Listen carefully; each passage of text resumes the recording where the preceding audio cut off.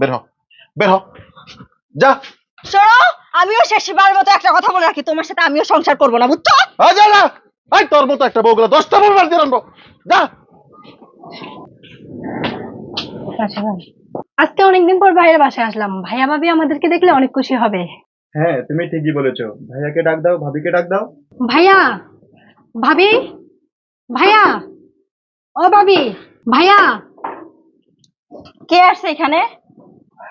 ভাবি কেমন আছেন? হ্যাঁ, আমি ভালো আছি। তোমরা হঠাৎ করে এখানে কেন? ভাবি হঠাৎ করে চলে আসছি, তোমাদের কথা মনে পড়লো তাই।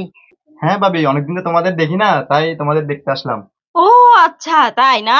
দেখতে আসছো না খেতে আসছো সেটা আমি খুব ভালোভাবে জানি, বুঝছো? আরে ভাবি, আপনি এসব কি বলছেন? হ্যাঁ, আমি তো ঠিকই বলছি। এখন কিছু বুঝতে পারছো না, না? ভাবি আমরা অনেকদিন পর আসলাম বাড়িতে, আপনি বসতে না দিয়ে কিসব বলছেন আমি তো বুঝতে পারছি না। এই চুপ করো, আর একটাও কথা বলবা না। কিভাবে ন্যাকামি করে কথা বলতেছে। ওনাকে বসতে দেবো এখানে, না?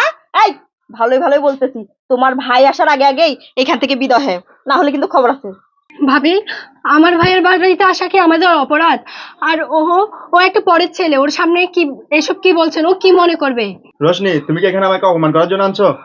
এই শোনো, আর একটা কথা বলবা না, তোমার মুখ থেকে আর একটা কথা আমি শুনতে চাই না। এই, তোমরা যে এখানে আসছো, চাউলের কেজি কত জানো? এতদিন তুমি আমাদের এখানে বসে বসে খাবে, আর আমি তোমাদের চাকরানির মতো রান্না করে খাবো, কিভাবে ভাবলে তোমরা? হ্যাঁ, তাড়াতাড়ি এখনই বাসা থেকে বের হও, যাও, বের হও।